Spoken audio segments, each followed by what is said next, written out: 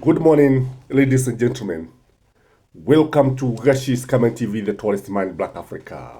Musalia Mudavadi is the Prime Cabinet of the Republic of Kenya. The position that he holds is unconstitutional, and we know it. He is just there, just for political gimmicks. He's just there, just to show that he is part of William Samoei Ruto's administration.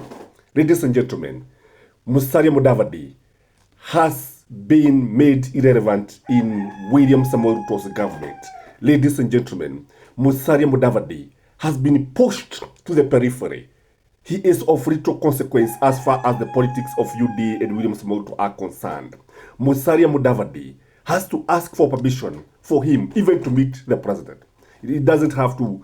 He does not come to State House the way he used to have unlimited access to the house on the hill. He has to ask the control of State House for appointment. He has to go through some of these Yamune guys, because when you look at it, he is now playing a very, very different role. His position has been taken by Raila Amolo Odinga.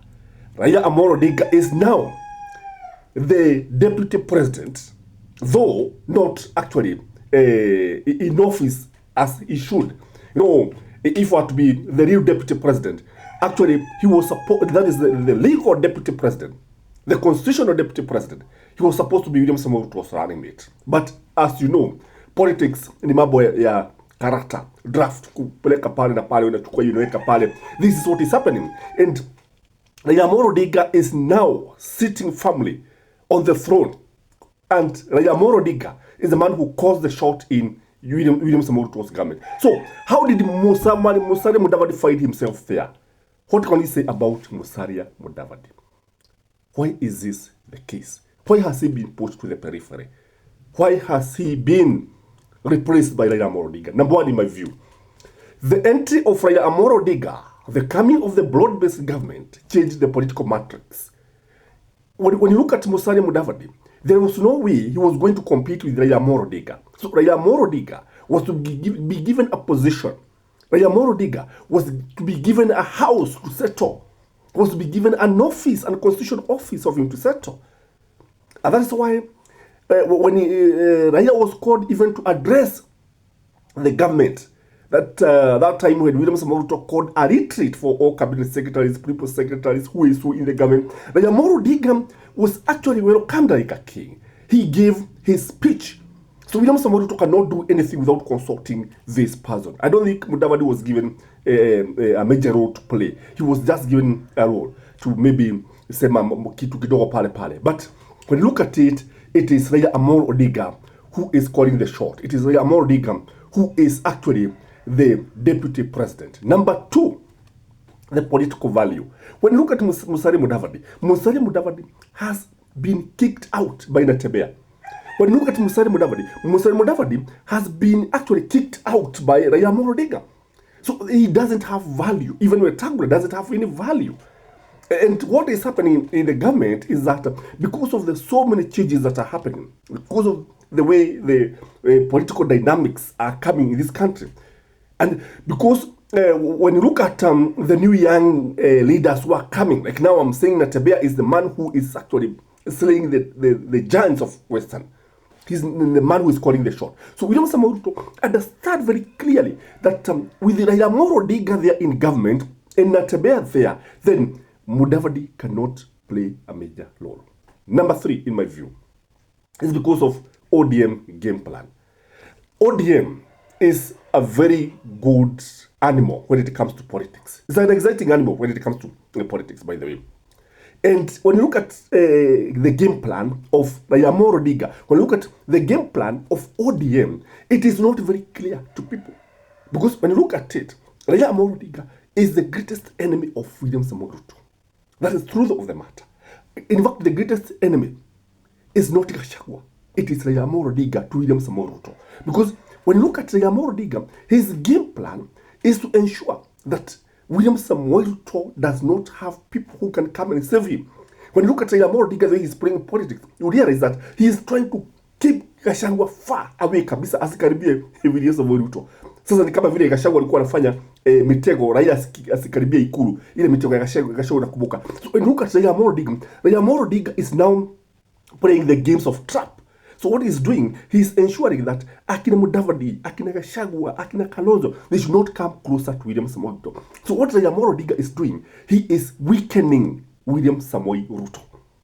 And he is succeeding it in a way that is shocking to many people. Because the more he remains in government, the weaker the president becomes. Because you see, he can tell William Samoei Ruto, you see now, I control Nyanza, I control part of the Muleba nation, like this, like this. So when you look at it, this is a game plan that is working. And the weaker Mudavadi becomes, the better for ODM. Number 4 is because of Western Kenyan politics. Let me ask you, who is the kingpin of the Muleba nation as we speak? Because from where I sit, I think if the ground is anything to go by, these people, their kingpin is not Raila Amolo Odinga. Their kingpin is not Weta. Their kingpin is not Musalia Mudavadi. The kingpin is none other than the Trans Nzoia governor, George Natembeya. This is the man who is attracting a very huge crowd. This is a man who is actually reading the time movement. And when you look at the politics of the Muleba nation, if William Samoei Ruto gives Musalia Mudavadi that chance to be the kingpin, because even William Samoei Ruto also believes that he's the kingpin of the Muleba nation. I don't know whether you agree with him. William Samoei Ruto believes that he's the kingpin of every county. So when you look at this, you agree with me that the Muleba nation politics are working against Musalia Mudavadi. And because Musalia Mudavadi has failed to win the Muleba nation, no, he has not won the Muleba nation. If he won the Muleba nation, he was given a very important position, the Prime Cabinet Secretary. But he was not able to utilize this position and become the kingpin of the mountain. In fact, he's playing the second fiddle to Raila Amolo Odinga and Akina Tagula. So that is the nature of politics. The other thing is that when you look at Musalia Mudavadi personality is very different from other guys. Power should be grabbed. Power is not given a silver platter. So when you look at Musalia Mudavadi, he is too gentle for politics. When you look at Musalia Mudavadi, he cannot grab power. That's the truth of the matter. Unlike Raila Amolo Odinga, unlike people like Natembeya, unlike Gachagua, this man comes very close to Stephen Kalonzo Musyoka.